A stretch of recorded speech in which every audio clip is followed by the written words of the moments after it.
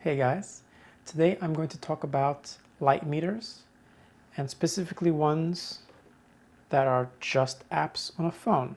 And I really wanted to see how effective this was. Now I'm using an Android phone, so there are a couple of apps that I've saw that were free. Now the two apps that I'm going to use are the Becam Light and the Rex Light Meter. For Apple iOS devices, there are some also. I'm not sure what they're called. So what I'm going to do is place my phone in various places around my apartment and basically use the app to measure light. And the settings that it gives me for aperture, shutter speed, and ISO, I'm going to plug into a camera and shoot manually. And I'll show you guys a picture of what that looks like. I think that the results were pretty promising. Let's try out these apps.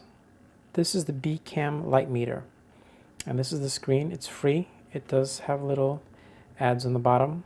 What we have here are the basic settings that you can input in. So I have, in this test, chosen ISO 1600, and I'm going to shoot the lens I'm going to use at 2.8, and it's going to essentially return the shutter speed for me.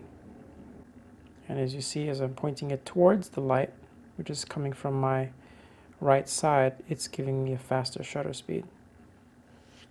And the value drops back down once I place it this way. This is the Rex Light Meter, and it's a much more simple looking program. There's no ads too. And I just press the button to test. And right now this is set to ISO 200, so if I wanted to increase that, I tap there and I keep tapping this to 1600 to 8, and then just like before, we get the values. I'm pointing it towards the light. Basically, the results from each of these programs is the same. There's no difference. But when you press start to measure, this only takes one sample reading, whereas the previous program, it just kept constantly getting values. Okay, so let me pull up some photos and we'll see what they look like. Okay, I'm going to talk about these photos that I've taken a little bit. Basically, there are going to be two exposures for each photo, and the reason why that is because this was just placed flat on the surface, and the other was a measurement taken from the light source. In this case, there's a window to the left, and this is what it told me to do that. Why would you do this? Well, in a case like this, what's happening here is that there might be a shiny surface and it could be overexposed. So there could be times when you might want to meter for the highlights. And in this case, although the general exposure is fine, the highlights could have been blown out. So this is the reading for the light source, the window coming from the left. Okay, let's take a look at the photos.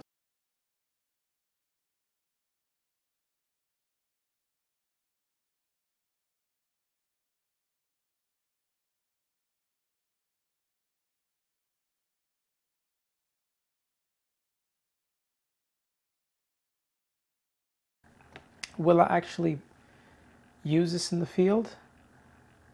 Probably. I mean, I do a lot of video now, so it makes sense to use. But for actual photography, I'm not sure about that yet because I do a lot of flash photography and I use wireless triggers, and with this app there's no way for me to trigger the light. I can't make the flash go off, so it's a limited use. But for just ambient light measurements, I think I can use this, and hey, it's free, so why not have it? It'll just be already in your pocket.